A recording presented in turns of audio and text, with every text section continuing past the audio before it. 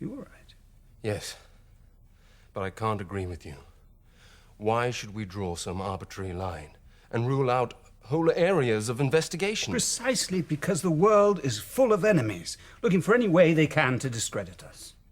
And the moment they see us abandon the firm ground of sexual theory to wallow in the black mud of superstition, they will pounce.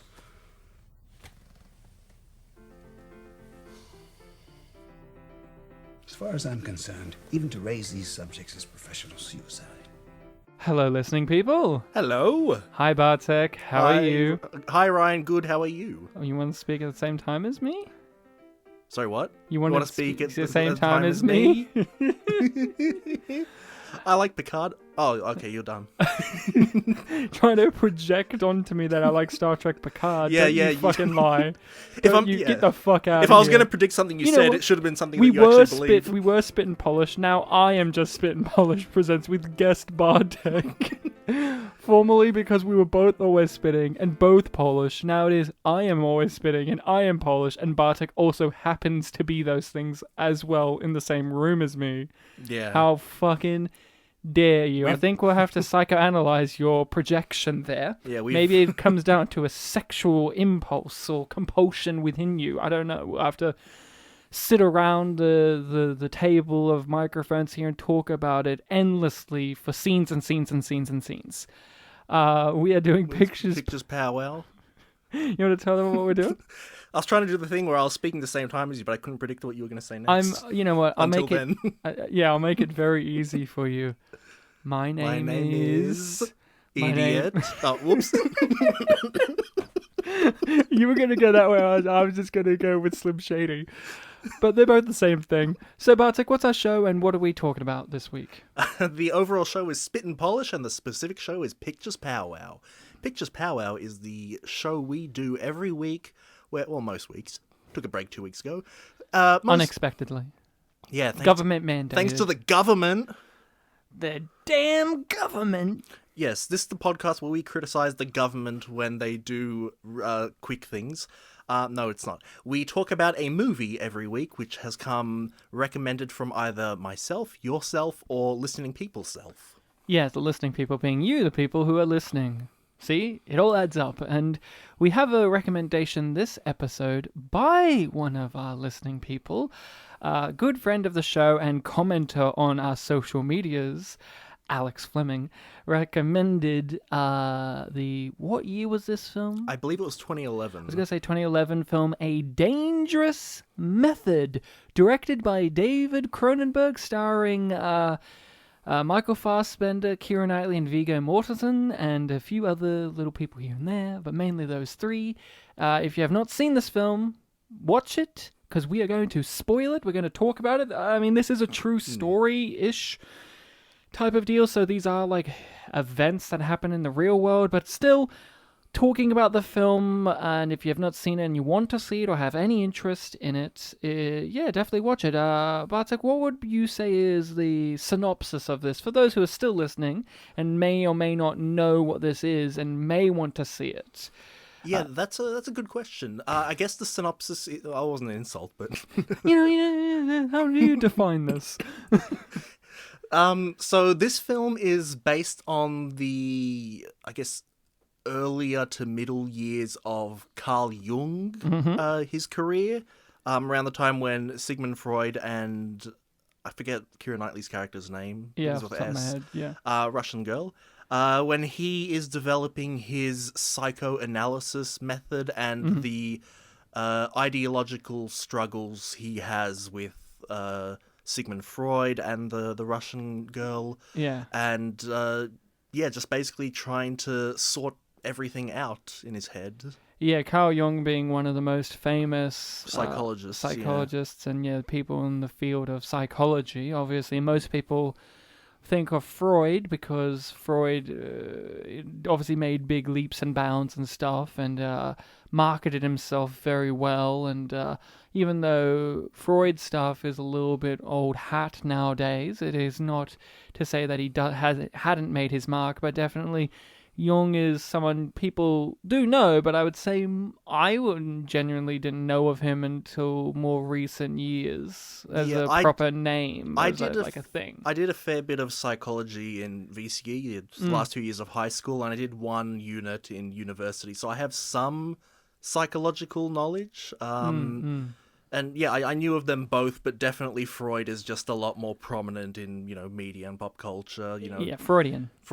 Yeah, you've probably heard of Freudian things like that. It's all based around the idea of, everything can lead back to a desire for sex or sexual reasons. This is an odd question, and it will never happen to either of us. But even the director of this film has this.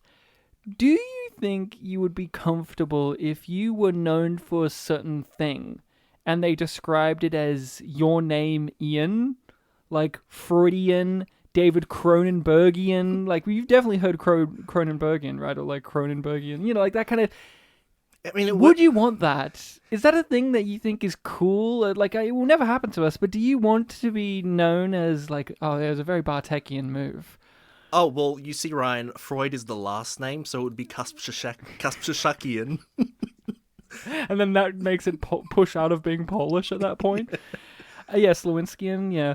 I don't know. I think about it weirdly when I watch movies with this kind of director and then they're covering these type of subjects. If it was something I'm passionate about and want to put out there as a thing that people research, yes. But if it's because I'm a huge fuck up and the adjective becomes oh, you fucked up the Kasprzykian guy, rather than, oh, you're as smart as the Freudian guy, maybe then it would be a bit insulting. But the word itself, Kasprzykian, is funny. But even with Freudian, sometimes it's used in an insulting term, like obviously Freudian slip, but let's talk about the movie. David Cronenberg directed this, Cronenbergian. When you think of Cronenberg as a name, what type of images and movies pop into your brain when you hear Cronenberg? So the only Cronenberg film that I'd seen prior to this was Shivers, from that one university class we did. His first film. In university. Was it his first film? I think it was his first, or at least one of his big feature films that did somewhat well. Definitely one of his earliest films. Yeah. So because I'd only seen that one, I kind of had him in my head as being, a sort of kind of David Lynch guy where he would do something a bit more, trippy, abstract, with underlying elements of horror. Yeah. Yeah, so I was thinking again, I jumped into this film blind. I didn't know it was about Jung and Freud. So when I realized it was, I'm like, oh, well, I have some knowledge of this. Yeah. So the underlying horror and the abstract is the two things that I would bring up based on what little I know. Body horror? Yeah, he's the body horror guy, right? That's what I was thinking of. I like Cronenberg a lot as a filmmaker, and it is one of those things where even though I've seen a good portion of his films that aren't horror and aren't body horror things or your typical Cronenberg affair, it is still hard to remove oneself from that because he was a very large, prolific horror filmmaker who, yes, he has a very artistic flair.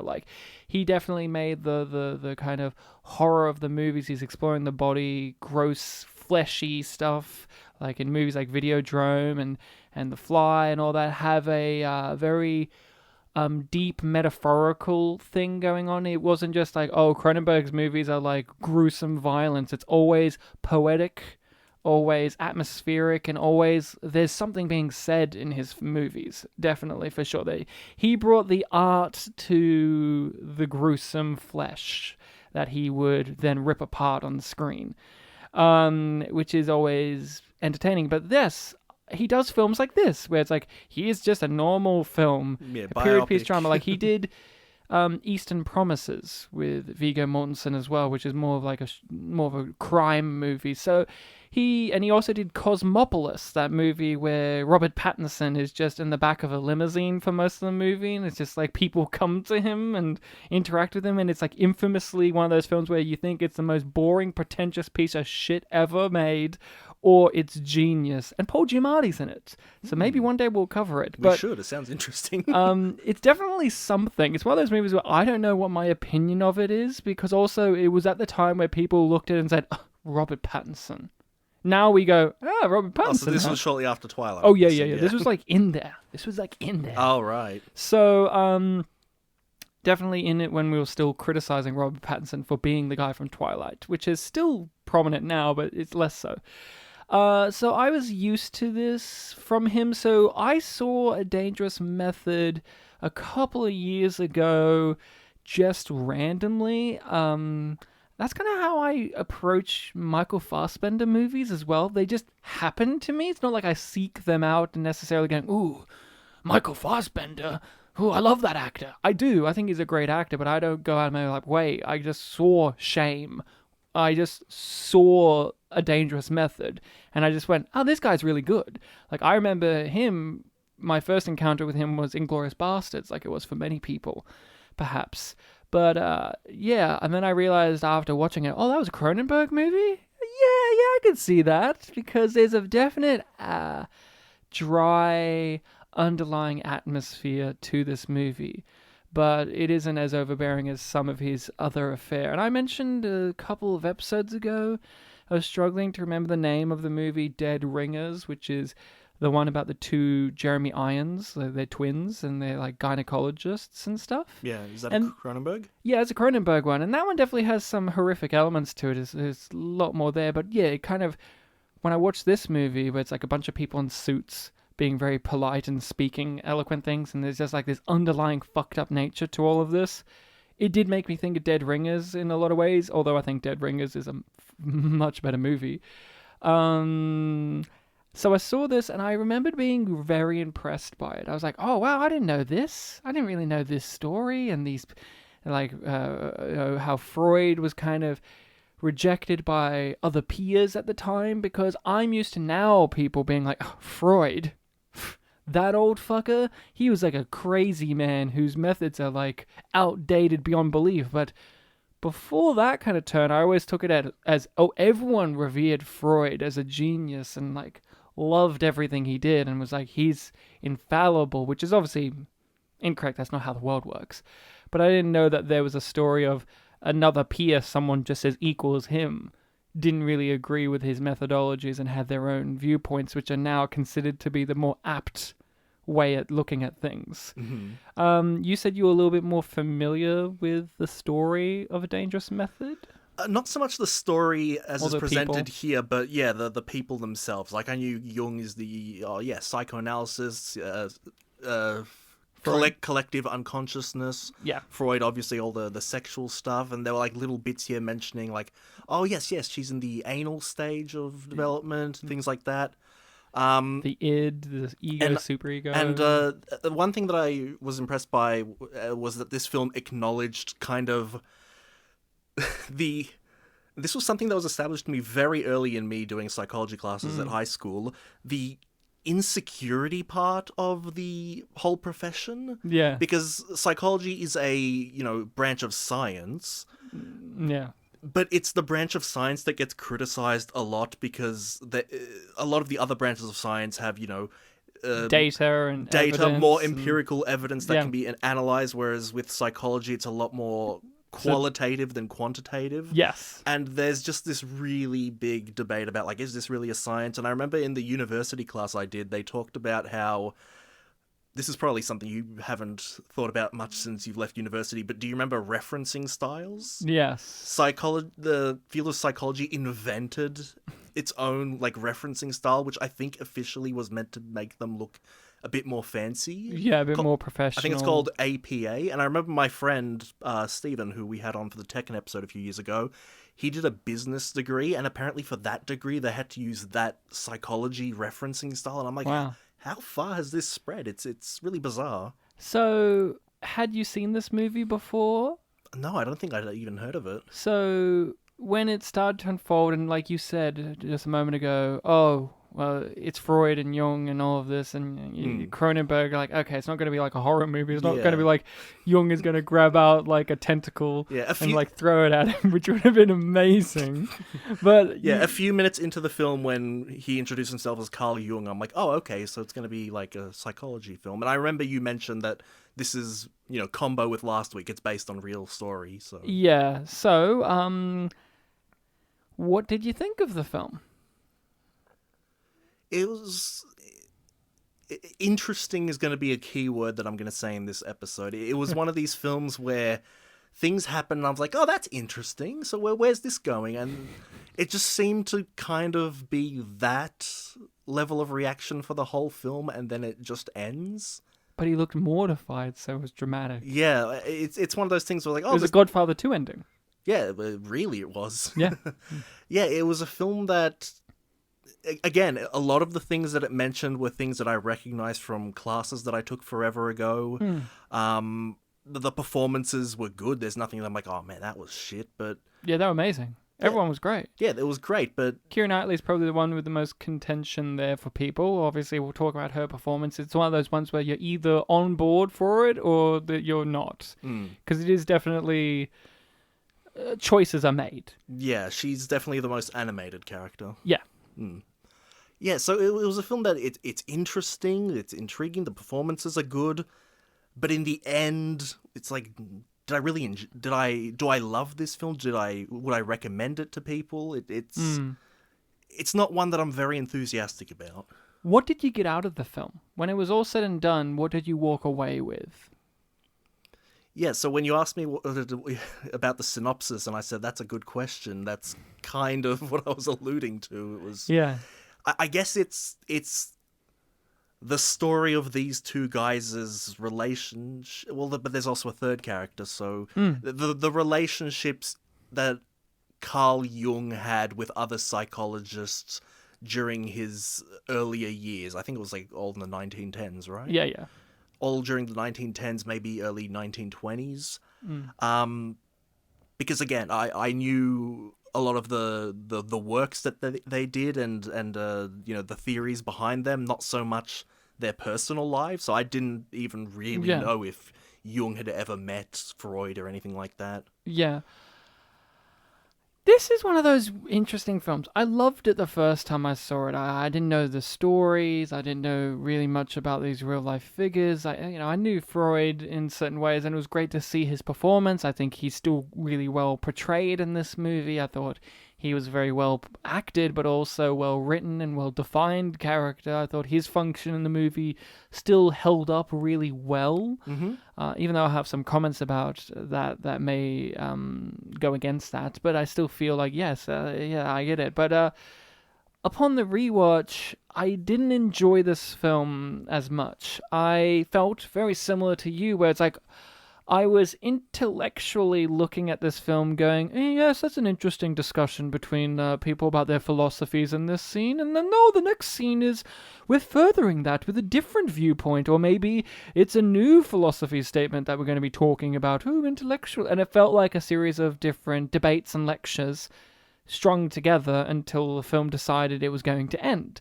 And I thought the filmmaking was good, but it wasn't anything spectacular. It was very standard shot, reverse shot. Camera is still locked into place. No real fancy movements or any real movement of the camera, which is not necessarily what is needed, but with a film that is also very dialogue-centric, just having the camera just be still can be a little tiring, because I'm just like, okay, they're talking. Okay, the camera's still, and what they're talking about is so academic in nature that it can also be a little isolating. But David Cronenberg's films are very isolating a lot of the time. You do have this sense of detachment when you watch his films sometimes. So I was familiar with that aspect of his filmography, but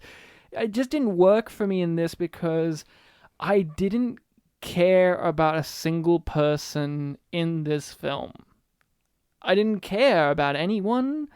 I thought they all had interesting points of view, and they all were interesting people, but I didn't care about them at all, and I found the movie...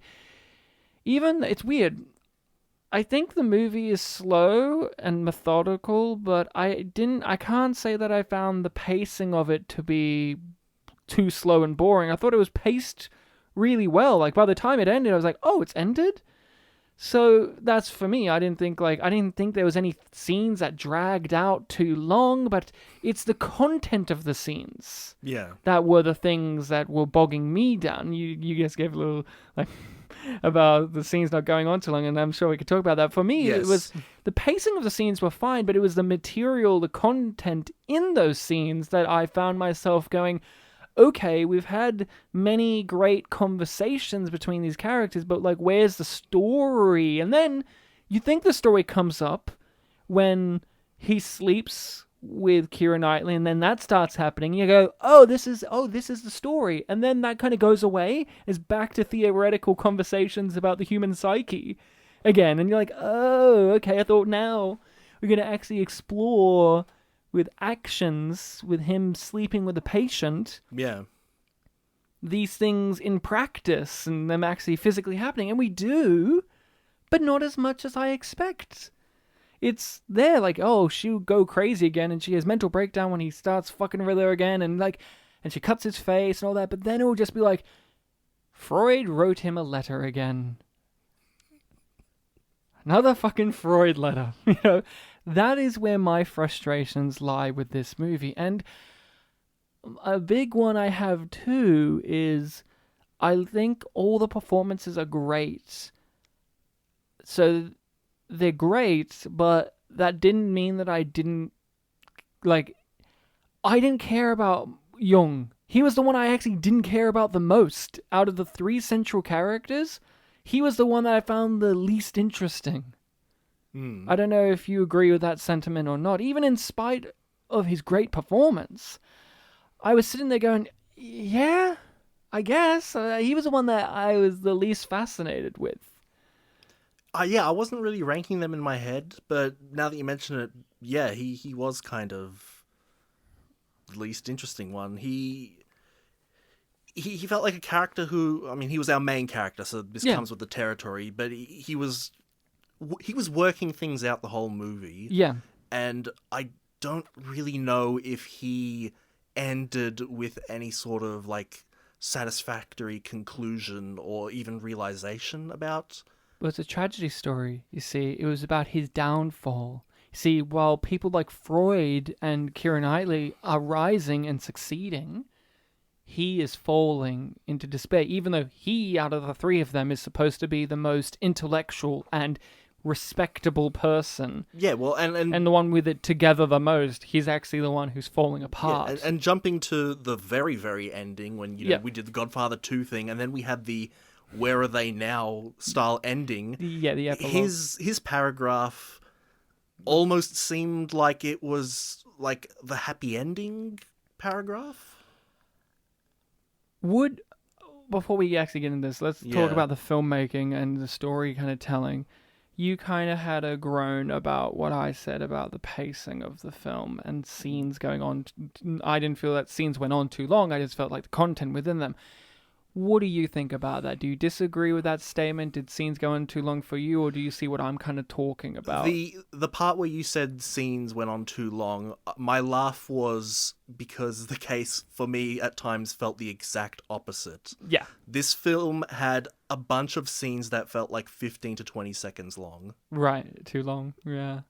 Yeah, way too short, and it feels like they only existed to link to the next, you know, decently long scene. Right. So, yes. So you would have a scene, so you'd like have a scene at the dinner table where, you know, he's eating, he's talking to his wife mentions something, and that's the end of the scene. Right. Things like that. I felt like towards the second half of the film, there were just so many of those, and it felt, you know how this film is technically a biopic? Yeah.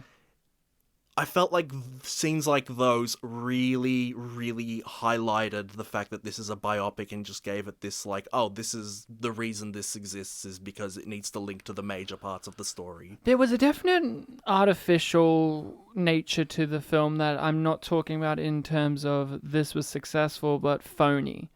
I hate this in movies so much, how phony it is, but there's a great moment, right, where it's like, okay, he's finally fallen into his bad behaviors and he's fucking Keira Knightley. Cut to quick scene that you're talking about where his wife just goes, "You're a good man. You're such a good man." And I'm just like, hey, Cronenberg, how about you have just, why don't you just get Michael Fassbender to look into the camera and just have some dramatic irony music play, like fucking Curb Your Enthusiasm music while you're at it. We get it. The dramatic irony. He's a good man, but he's not doing good man things. It was like a little bit too on the nose with lots of that. And Like affair.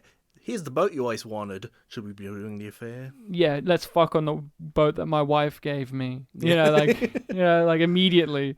And I got frustrated with that kind of thing. Like, I guess when I'm thinking about it, yeah, there were those short little scenes that you're talking about that are like a few seconds long, and you're like, okay, it's just connective tissue. But I also found them to be, I guess I kind of forgot about them, because I do think of the big scenes in which it's just two people just talking about the practice of psychology, and I'm like, that's what I remember more. And I remember those scenes being paced really well, but I'm just like, okay, would I get more enjoyment out of this if I was at all interested in the field of psychology? Which, again, what does that say about the storytelling in this movie? Because I've watched many movies that I'm unfamiliar with the world of, but I am still engrossed in it. And I was thinking a lot while watching it, but I wasn't engaged still fully. I was still detached. And like I said, Cronenberg likes you having detached, but I don't know if it was beneficial to this movie, considering how cold and standoffish the world and the people within it already are. Yeah, the film has a recurring conversation, a recurring discourse thing about, you know, the methods of Jung versus the methods of Freud. And, you know, our Keira Knightley character is someone who, in a way, is trying to, you know, bridge the gap between those two while leaning towards Freud. And again, because our main character is Jung, Yeah. the fact that he himself doesn't quite end in the film on a definitive, you know, like On a positive note. on a positive note, or on a note where his side, you know, has like a meaningful conclusion, like presented to the audience, that felt a Other bit than off. in the text crawl where it said, and now he's considered the best. Yeah, the film ends like that, and then it gives us, you know, these very bleak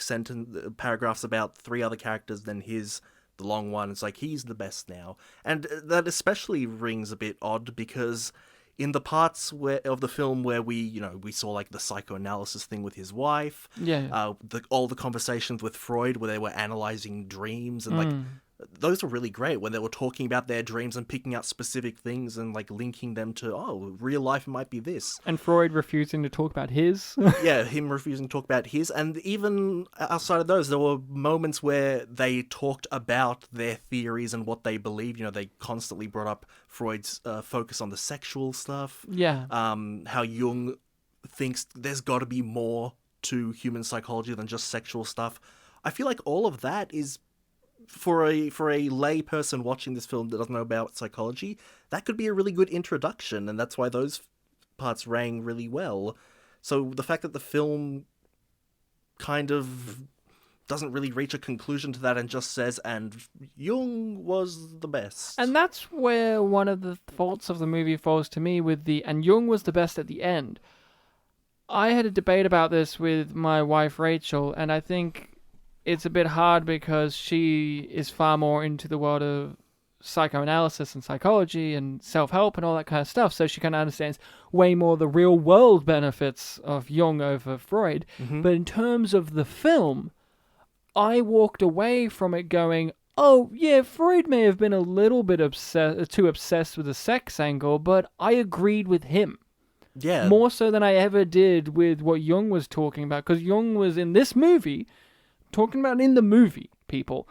It was like, oh, but just spirituality and like all this stuff that I'm like, but then Freud will come in and be like, but we're trying to legitimize what we're doing as a field of science. And if you come in with this mysticism that is untestable in any way, shape or form, you're going to delegitimize what we're doing. And I'm like, I agree. And at the end, she agreed with him as well. And I agreed with him. And I don't know if that was the goal or not, because at the end, it's like, and then Jung was the best. I was like, oh, so I was supposed to agree with Jung the whole time, but I never really agreed with his methods as strongly as the film seemingly wanted me to. I know in the real world that his methods are considered the more, but in the representation of the film and the conversations that they had, they did show both of the perspectives as being flawed, but I felt like I understood more firmly what Freud's point of view was and why his was the accepted one and what he was doing and why he was rejecting Jung's for the betterment of the field, while Jung would say, no, what you're doing is narrowing down the field. And you're not expanding, you're not progressing the field. And he just kept saying that, but I didn't feel like the film showed us enough how that was a real world thing that was happening, because to me it was just like, but I understand why he doesn't want you to bring this mysticism bullshit into it if you're trying to legitimize this as a science. Yeah, there came a point where Jung was saying something. I think it might have been the scene where he was hearing the bookcase making and noise. About there's no such thing as coincidence, and Yeah. you can feel. There came a point where I remembered, like, oh yes, I think Jung was the one that came up with the idea of the collective unconsciousness, and I was waiting for the film to bring it up at some point, and it didn't. He brought up a different And time. but then right near the end, someone just offhandedly mentions, like, and Jung, blah blah blah, collective unconsciousness. Like, oh, wouldn't that have been an interesting thing to like establish, not just mention near the end? We're ragging on the movie a little bit. Let's go back to some positive aspects, if there are any. Mm-hmm. What did you think of Michael Fassbender in this movie? And what do you think of, what's your experience with him in general? Because we've done The Snowman. Yep. And we've talked on the pod about how it seems in recent years, whoever his agent is, and we had him on Assassin's Creed as well. That's right, yes. It seems like whoever is picking his movies are picking shit for him, because if you look at his IMDb, it seems like it's been a little while since he's been in an acclaimed movie, or a movie where you could say that's a genuinely good movie. More failures, crap, or flops. But what do you think of him in this, and think of him in general? Because even in those, we liked Michael Fassbender, but we're just like, this fucking movie. Yeah, so I think same as you, first saw him in Inglourious Basterds. Inglourious Basterds, yeah, I almost said Unglorious. I think I first became aware of him as what he looks like and what his name is when I saw Prometheus, and then when I rewatched Inglourious Basterds, I was like, oh, Michael Fassbender, so this is where I probably first saw him. And yeah, the few times I've ever seen him in a film, which are probably the 4 we've just mentioned, he always has stuck out as, yeah, this guy is a good actor. He's Magneto too. He's the younger Magneto. Was he in First Class? Yeah. I've seen that one. So, yeah, okay. I've seen him in that as well. Yeah, he's a good performer. But like you said, a lot of the films that he's done are not that great. And I guess that kind of... It's a big dissonance when you have a great guy do great things. I forget, you haven't seen 12 Years a Slave? No, I haven't. Have you? I've seen some of it, and he's the piece of shit racist, and he's fucking amazing in it. Okay. Yeah, I guess in recent years, whenever I hear, oh, he's in a film, it's like, he's probably good in it, but is the film good? No, is the answer. I love him as an actor. I would really recommend Shame, the film Shame, in which he's got a sex addiction problem. It's a really brutal film, and it's one of the greatest performances of any actor's career. And it's one of those things where, is he one of those actors in which maybe, and I'm not saying Shame is it, but to me it is he one of those actors that has fallen into that unfortunate trap of they've reached their artistic peak with the performance and everything else is just like a slow spiral downwards? Because we've seen that happen with some other actors in our lifetimes, in which they do like a really great project and then it's just like a slow spiral down the toilet into where you just look at them and go, oh, okay, they're around, I guess. Like, look what's happened to some legends like John Travolta, Bruce Willis, but they're like, oh, they're older, and they're getting less work, and they haven't do shit, and they've made, like, bad movies, but, like, Michael Fassbender's not that old of a guy, and I love him in this movie, and I still find the movie to be a decent movie. I would still categorize this as a good movie, but I find him a very frustrating actor because I love him in stuff like Shame, And I love him in Inglourious Bastards, and I think he's a charming dude, a very attractive man as well. That goes a long way. He is a shapeshifter. Like, I forget that he's the guy in Prometheus. I forget that he's the best part of that movie. Yeah, for sure. It's what pretty much all I remember, other than like the embarrassing stuff. Because to me, he completely transforms into that role. Yeah. But I don't know what he's doing. And when I watch a movie like this, I get a little upset because I'm thinking, well, like, even though I don't think this is the most perfect movie, there's definitely problems that I've been pointing out and we will point out.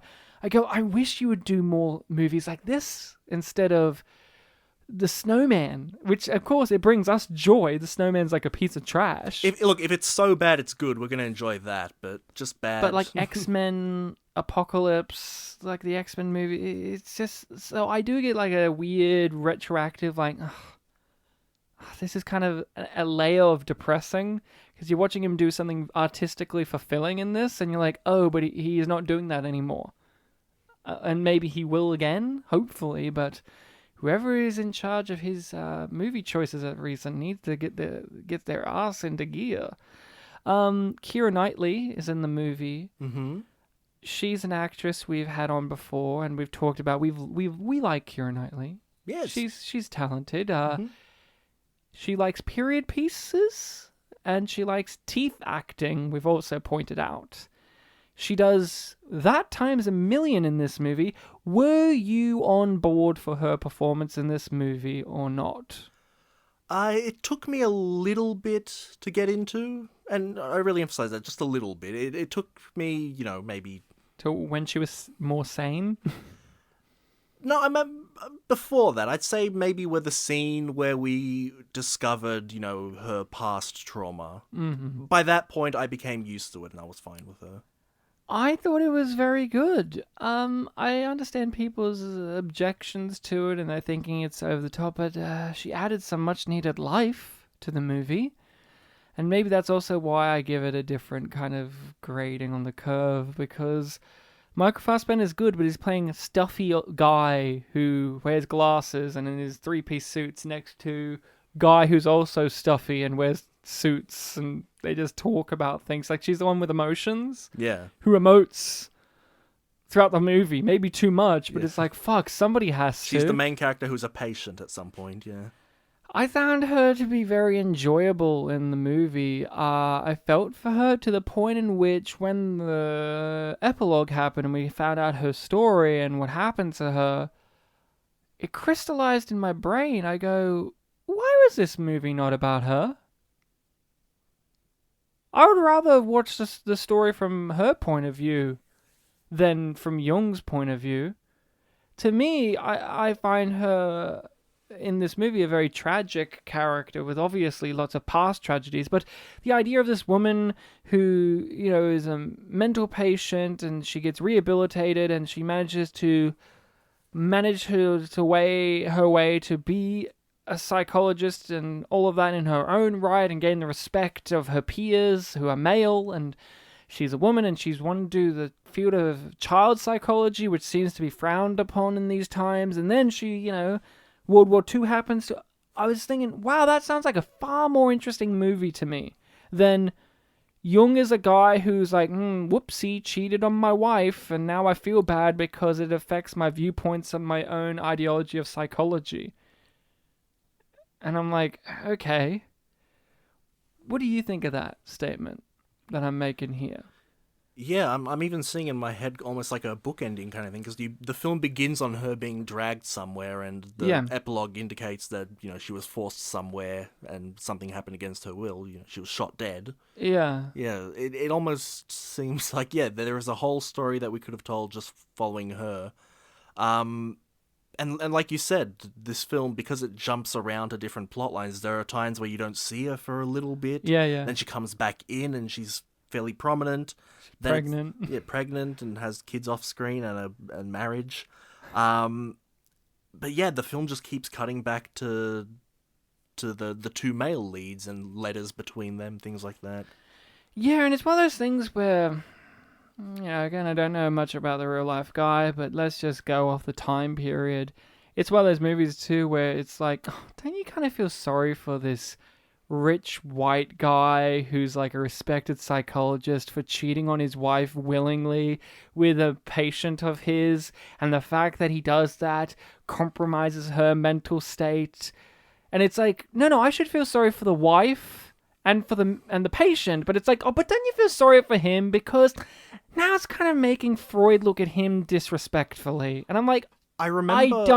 I don't though. Like, as great as Michael Fassbender is, like, I was there, but a part of me was just like, oh, but I wonder if you told this movie from her perspective, and you have that moment where she's like crying over the letter that Freud responds with by being like, well, I think he's a good guy. Fuck you. And then that scene, and I'm thinking, if this was a movie from her perspective, this would be so much more impactful to me, because you could see, oh, he's just a man of the times who's just cold and, he's a dick. But since we're in his perspective so thoroughly, you're not supposed to think that, but I can't help but think that because I have my own values, my own moral system in real world. I'm a married guy. I'm not going. So I think about this and I go, and the time period. Oh, I'm sure Jung wasn't just some innocent boy who just somewhat accidentally whoopsie, and he like has another mistress at the end of the movie, and they're treating it like, oh, that isn't such a big deal. And maybe if the film had the wife be a character as well, she's not a fucking character. She's just here to let you know that he's a good man. There actually was a point in the film where, they had the whole thing about he's cheating on his wife, and he gives an explanation about how messed up it is that, like, he's trying to be loyal, but he's also doing this thing. Is it right? Is it wrong? And I was thinking, like, Ryan and Rachel are watching this. They're married. They probably have a more, firm point to make there. The thing that I want to bring up with what you just said was there was a point in the film where basically this string of scenes begins with Jung writing a letter to Freud mentioning, like... Sorry, I have to laugh at the idea of we could literally change the topic and say it started with Jung writing a letter to Freud, because that's like every sequence in this movie is, well, you see, why he got stabbed in the face was, you see, Jung wrote a letter to Freud, and Freud wrote a letter to her, and then she came in, and like... and literally, those... That's literally what happened. I was going to go into more detail about what was in the letter, but those are the three things that happened immediately.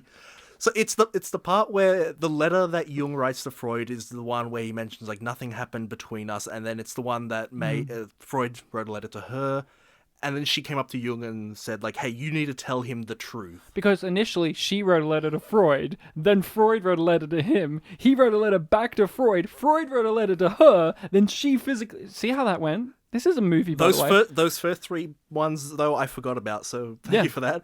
But anyway, the whole point I'm trying to get at is that the things you just said happened, then it follows up on, like, hey, you need to tell Freud the truth because it's, it's hurting me. I'm not blackmailing you. And then he does it. Freud writes an apology letter to her.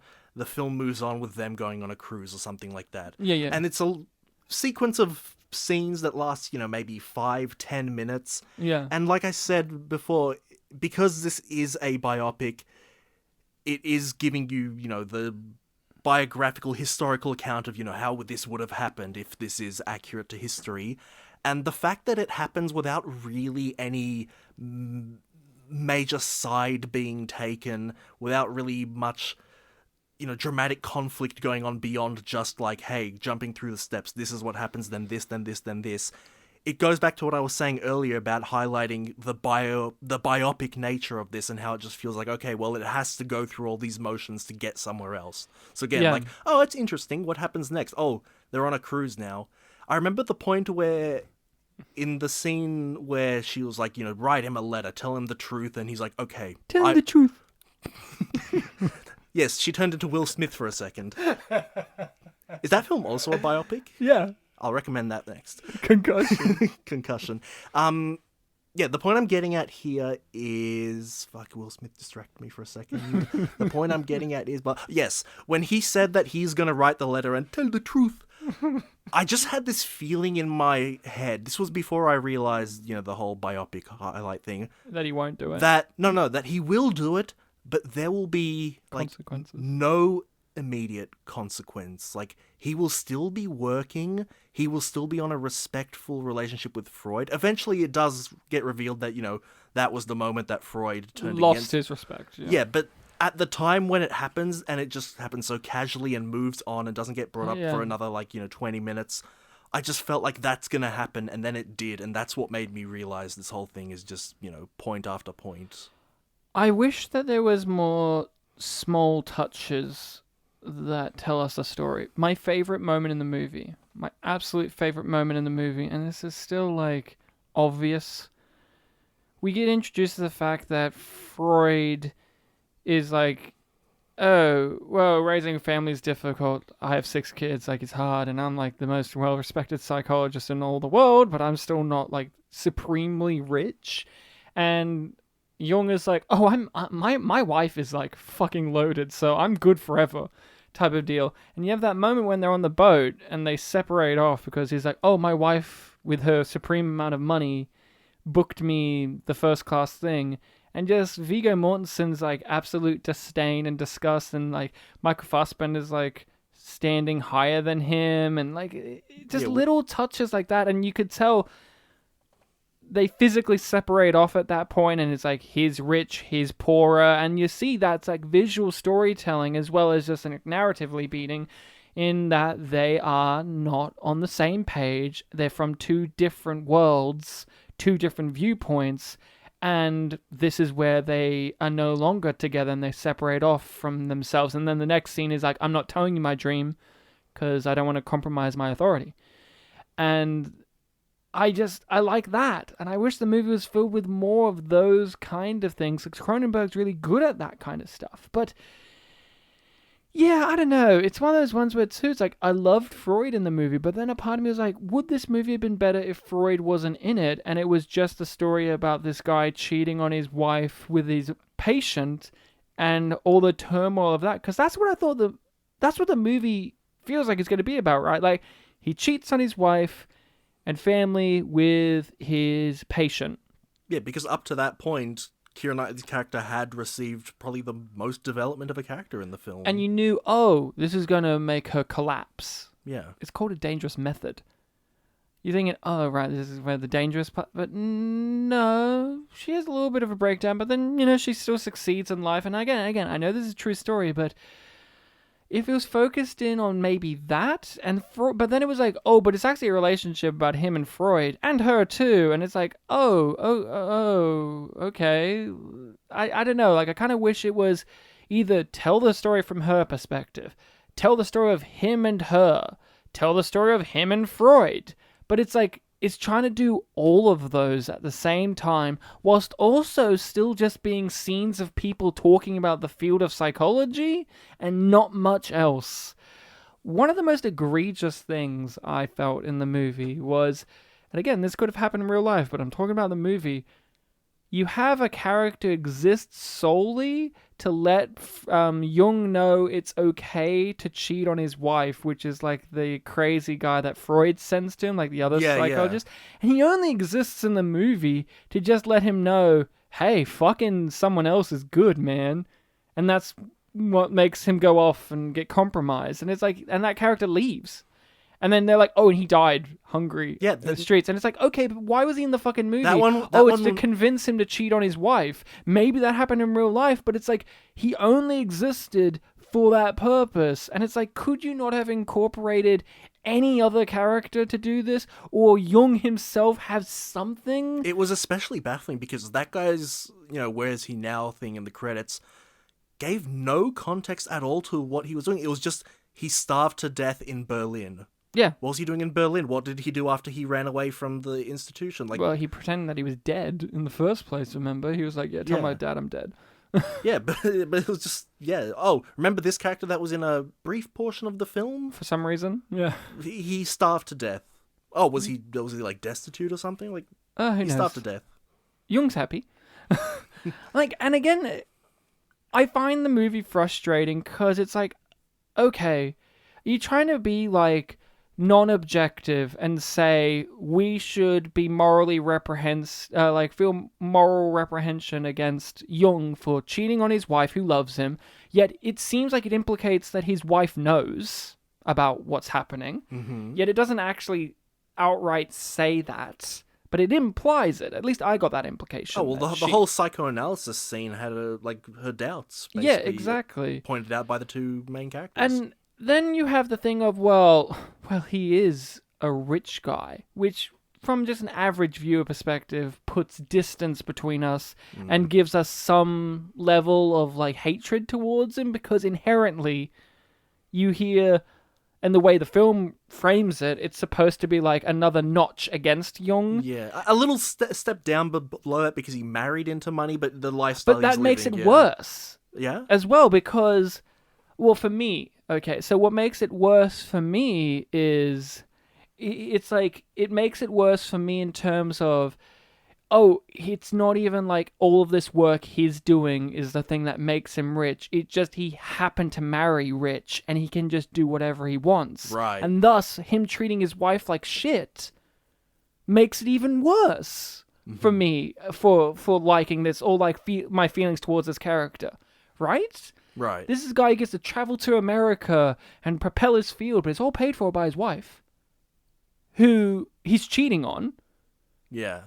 And making sure that she looks after the kids back home. Mm-hmm. And it's like, okay, these are all things that it's like, okay, if this is a more objective film, it's taking a step back and going, look at all these bad things about Jung, but also, here are these positive things about him. But then the film will stop and say, you're a good man, to make the dramatic irony happen. But also, the film does want me to be on his side, because I don't feel like the film was at all that damning of him. It kind of felt like, oh, he had a nervous breakdown. This was a little bit of a dark chapter in his life. I didn't feel like the film chose, if it wanted to be morally, if it wanted to have morals or not about the characters within it. Because you can have films that just take a step back and say, look, this is it. Like we talked about that with Christine, right? Yeah. In the film Christine, yeah, you are feeling very sorry for her, but the film wasn't afraid to show you these negative aspects, the ugly aspects, the how she brought this all onto herself in some ways. It didn't feel like it was preaching to you, but then there are those things where you want the film to go, look at this was wrong, this was bad, and I feel like this didn't want to take a step in either or, and kind of wanted to have it all ways, and I just went, am I supposed to like him or not? What do you think? Yeah, like I said, the film doesn't take a side, and our main character doesn't quite feel finished or concluded. He has the Godfather 2 ending, and that's it. And it worked in Godfather 2 because we understood what we were supposed to feel about him by the end of it, and we understood that he fell into supreme darkness, and it was upsetting because we had seen where he started and how he didn't want to be there. But in this, it's like, well, I guess he didn't want to be in the location he's at the end of the movie either, but I don't know. I felt like there's just too many random things thrown into this movie, and yet it's a movie where you could describe it as not much happens at all. Yeah. Isn't that a weird thing to think about? That it's like a movie where there's too much stuff in there, but also nothing that interesting happens. I feel like, I don't know if I'd be more or less confused if that epilogue text about all the characters, what happened to them afterwards, were there. Because I feel like if it wasn't there, then we'd be focusing on like, okay, so what is the ending saying? But the fact that the ending literally has words saying something that clashes with what we just watched, in a way, it just makes it even more confusing. You know what film did this so much better? Ed Wood. Ed Wood had its little post thing where it's like, this would happen, and it was like reminding you of like the sadness of real life, while this was a movie that was like embellishing things and like having a very joyful look. Yet that film would also remind you constantly that the real world problems just keep snapping through to like the idealized version of the story. Yeah. Like Bela Lugosi's heroin addiction, right? And like Sarah Jessica Parker's character in that movie. It always had look at this idealized version, but also these dark things keep popping up, and they're like, no, stop that. And then the little post-credit thing will be like, little thing will be like, oh, and he fell into alcoholism, and he was a loser, and everyone hated him, and he died penniless. And you're like, yeah, that makes sense.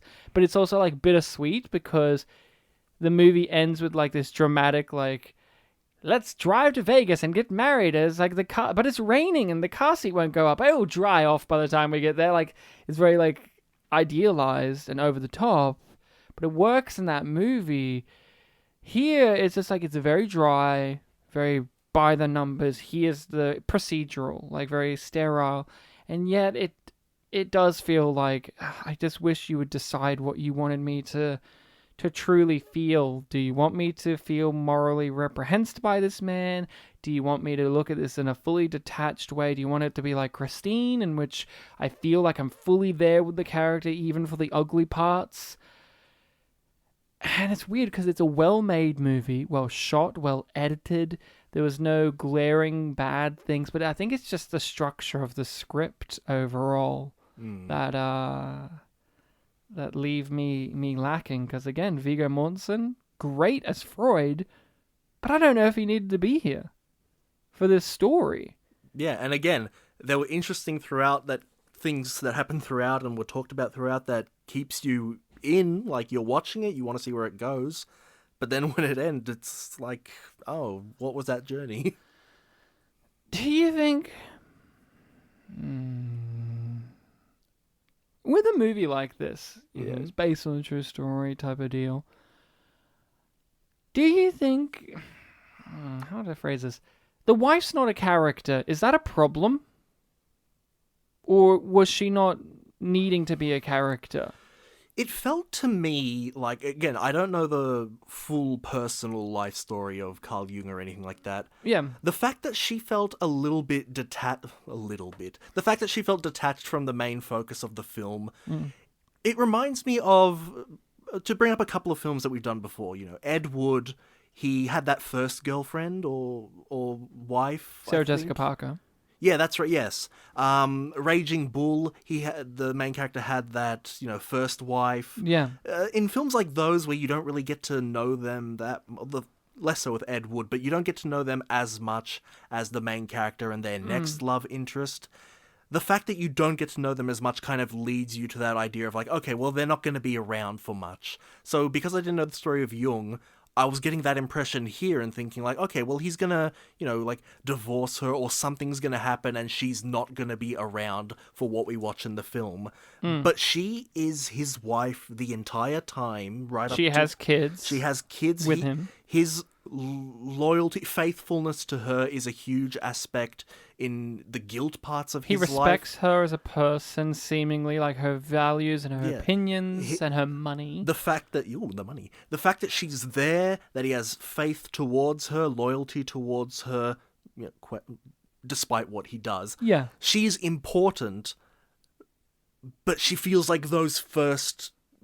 Especially let's go with the Raging Bull one. She feels like that first wife in the sense of like, okay, well, we're not going to get to know you that well because you're not going to be around for much. But in Raging Bull and even in Ed Wood, since those were also character study movies based on real people who were despicable and or tragic, those wives characters or those girlfriend characters served in that story in those movies as warnings of our main characters' negative aspects of themselves that are being left unchecked because those were the people who were saying, here they are, you need to check on this, and then they get left by the wayside. And someone else gets swept into the magic of their persona and then get crushed by it when they realize that they're not what they seem to be and what the original partner saw, right? Yeah.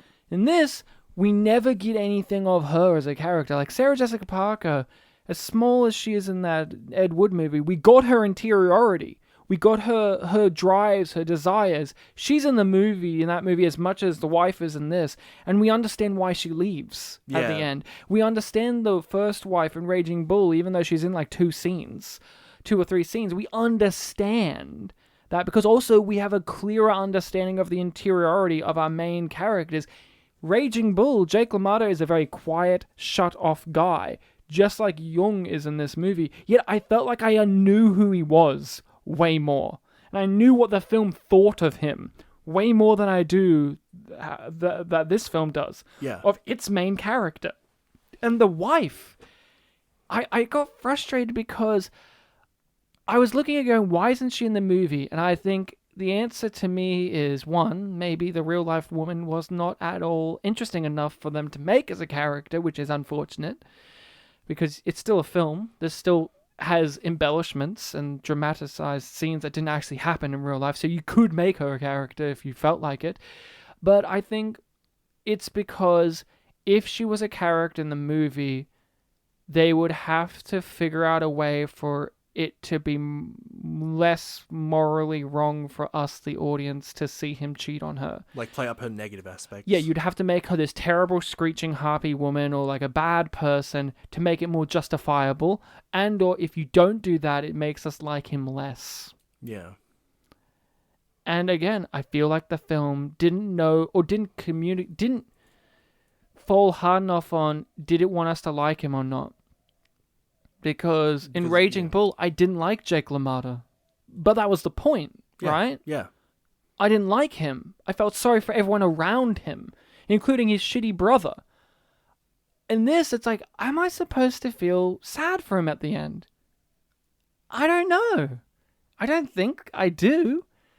But there's these aspects where it's like, oh, the film's manipulating me in these ways, and I'm noticing that it's doing that. Like, the absence of the wife and his family is very clear to me to show us. You could say, oh, but it's showing you that he's absent from his wife and his family. He's spending so much time. Yeah, I get that. I do. But to me, it more demonstrated the point of the filmmaking was saying, we are not showing you them because if we did, it would remind you of what he's doing is wrong, not just to you as a viewer, but to him as a character, because he does seem to believe in monogamy in some way, shape, or form at one point in his life, and if you had them be there, it would be a constant reminder to the audience that he's betraying his own values, which could have been interesting. But at the same time, it's also like, if you have them there, it's reminding us, the audience, that he's just a piece of shit. And that this woman doesn't deserve this behavior and doesn't deserve this guy leeching off of her. And does the film even want us having this discussion? No. Exactly. I think it wants you to keep talking about Freud. Yeah, it's like, forget the wife exists, forgets the wife Talk about Freud. Yeah. Talk about Freud for the whole fucking review, because Viggo Mortensen did a really great job. Yeah, he did. But these are the things I kept thinking of when I kept returning back to this movie, just going like, where is she? Or why is this guy here just to tell him it's okay to fucking cheat on his wife? You know, like... I remember... No, well, I don't remember. I feel like there was some point in the film where either Jung or someone he was talking to gave a justification for, you know, the relationship you're having with the Russian girl, Keira Knightley, is fine. And even I was just thinking to myself, like... This isn't what his wife signed on for, though. No. This is justifying it for him. Yeah. And again, that could work if the film was leaning heavier into the toxic masculine attitude of the times, but then we're supposed to not feel that way so many times in the movie, going, oh, but he's such a sweet, sensitive soul. Look, he's crying into Keira Knightley's lap. Yeah, that scene. Yeah, that scene. And it's just like... And again... We're taking it from his perspective. You have all these things, and it is, not to get too preachy, I'm already kind of preaching, but it does really feel like, oh, I feel sorry for the rich white guy with his first world problems, not the struggling woman who is going to have to struggle against her own mental illnesses, but also the sexist field that she's entering into, and she's Jewish as well, like with Keira Knightley, or just even his wife. Because we need to feel sorry for the guy with the spectacles. And we need to feel sorry that the other guy with the cigar doesn't like him very much. And then we need to have that really weirdly edited scene in which it looks like Freud has died, and then it hard cuts to him just sitting in a chair years later, saying that their friendship has fallen apart. That was weird. That was, yeah, the way that scene ended, he collapses. Jung like goes up and puts him in his arms, and then Freud says something in a not so weak voice About death being great. about, I didn't even remember what it was. Maybe it was about death. It was about something like this is what death is. And then it hard cut, and it was like this a weird comedy cut. Yeah, and it was this weird moment of like, if he didn't say that line, if we just cut straight from like Jung's concerned face to this whatever we're looking at now, it would have this feeling of like, oh, he just died. But the fact that he said that line is like, oh, well, they wouldn't just kill him off after that, but the actions of the scene. It didn't even communicate to me that in that scene, Jung seeing Freud literally fall made the disruption and disillusionment of their friendship hit all the harder, because now he does see him as like this weak, frail, old fool. It's not even like that happened in the movie. It just kind of feels like it came out of nowhere because maybe historically it happened one time. That whole scene, yeah, was kind of confusing. Like, it begins with like a meeting has just ended and people are leaving, while our two main characters are talking to each other from opposite ends of the room. And all the people in that scene, I couldn't tell if they were paying attention to that conversation or not. Like, some of them were obviously not. Some of them were looking in directions where it wasn't clear what they were looking at. So it's like, oh, are they gonna, like, you know, kind of participate in this scene and, like, you know, like, pay attention to, like, one side and the next, and maybe through their actions indicate, like, what's going on? My general viewpoint on that was they were all aware that these are two men that hate each other, and they're kind of observing when it will shoot off. Because it was well known at that point that the only times they're going to be civil to one another is at these type of psychology events. Yeah. And I guess the other thing to mention, I guess this is more personal, but maybe more people feel this. I think that was the only time where I had no idea what the fuck they were talking about. They were mentioning, like, Egyptian names, and I'm like, I don't know. Yeah. It did lose me at certain points. I think it's a very flawed movie. I think it is well acted, well directed, but it has some serious writing problems and structural problems and themes.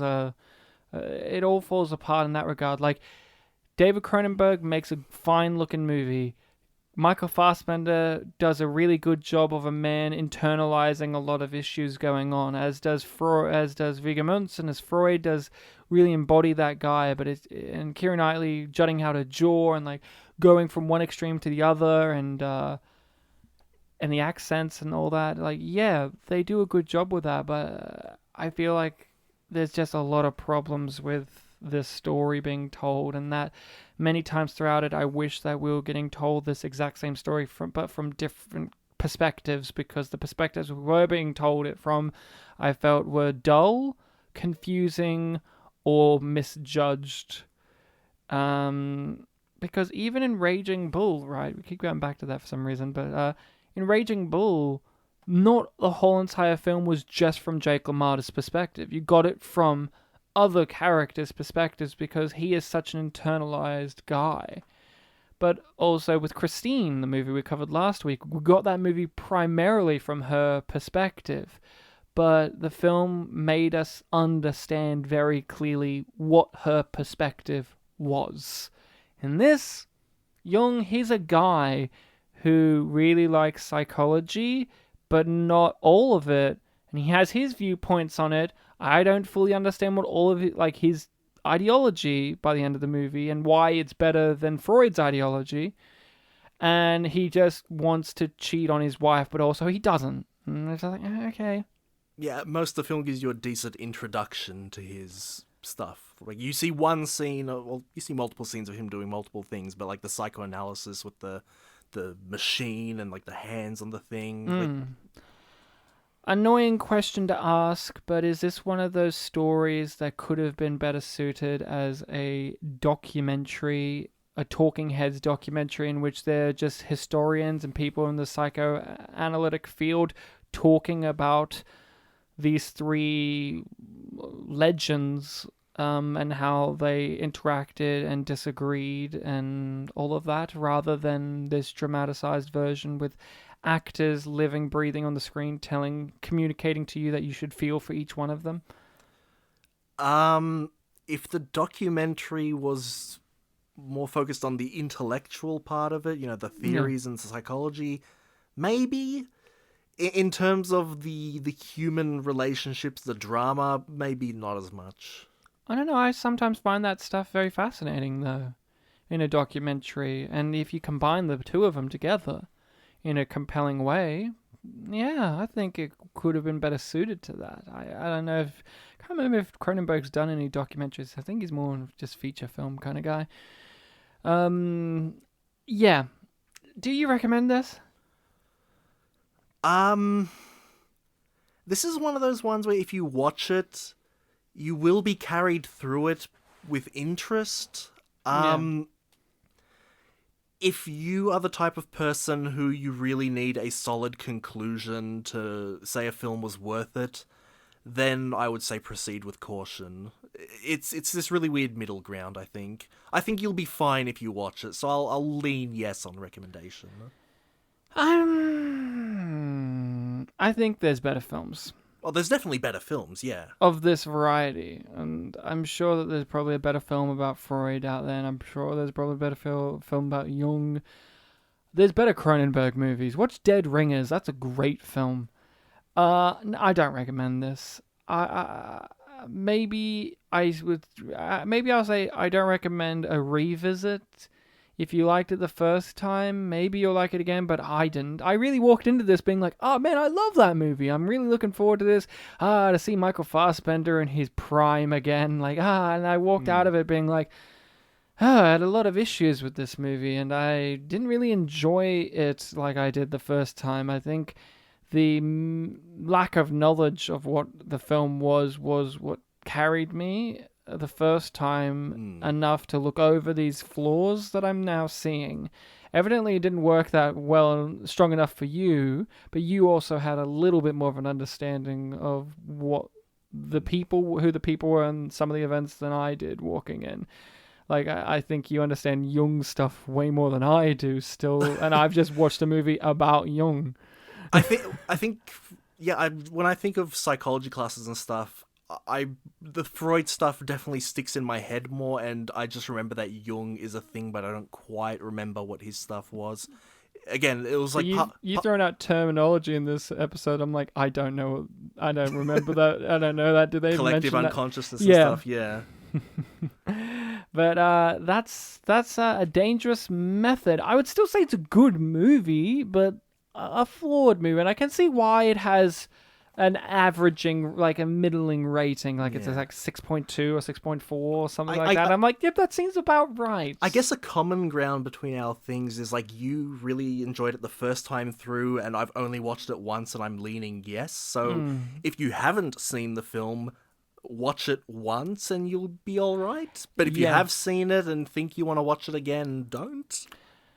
Well, Bartek, you're recommending the movie for next episode for everyone to make sure to check out in the interim.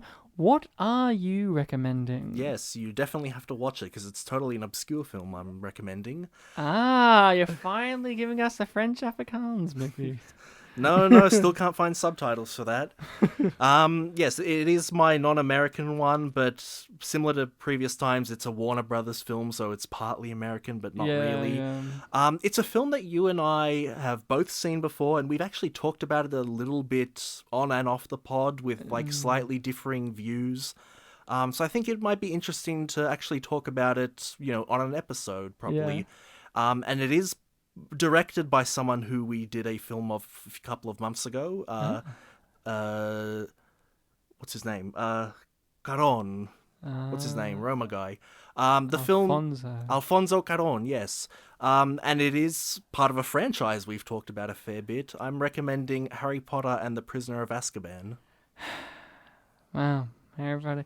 Did you know Alfonso Caron did an ad for an... I've watched the YMS video, if that's what you're talking about. Autism Speaks, or whatever. So we could talk about that next week. Sure. Prisoner of Azkaban. We can talk about how I'm right that JK is problematic again.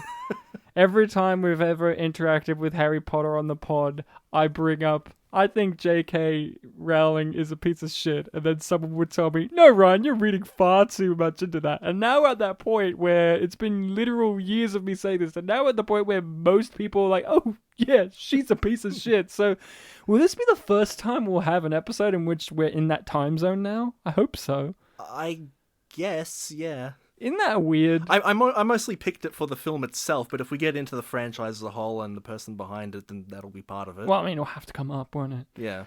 Well, watch that, people. I'm sure you've missed that obscure indie film. Yeah. Just to let everyone know, it's from 2004. Thank you. It's not any other year's Prisoner of Azkaban. It's that year's Prisoner There's of no Azkaban. different cuts of it, right? They all just had one cut each of the Harry Potter films. There's no extended ones. I'd imagine, yeah. I can't remember when that started to change with these type of movies. You know what I'm talking about? There was like, in the recent years, where it's like, the definitive cut of Zack Snyder's Batman v Superman. Like, we live in that age now where I feel like I have to ask with these franchise things. It's like, is there a different cut of this or not? Because it's tiring me out. Yeah, growing up, the concept of different cuts seemed very foreign to me, so I wouldn't really know. Yeah. Oh, well, that's it. Bartek, a pleasure, as usual, talking films with you. Yeah, this is a good one. It was an interesting one to talk about. Very much enjoyed the recommendation for it. It definitely got me thinking and got us discussing. If people want to recommend a movie to us, Bartek, or just interact with us in general, where can people do so? Yes, any of the following places I mentioned, you can do that. We are on various social medias. We're on Twitter. Look up Spit and Polish Presents. We've got a Facebook page by the same name. We have our YouTube channel. You can... I don't know, I can't remember if you have private messages there, but you can write us a comment. We have, if you want to be more direct, an email address, spitandpolished@gmail.com.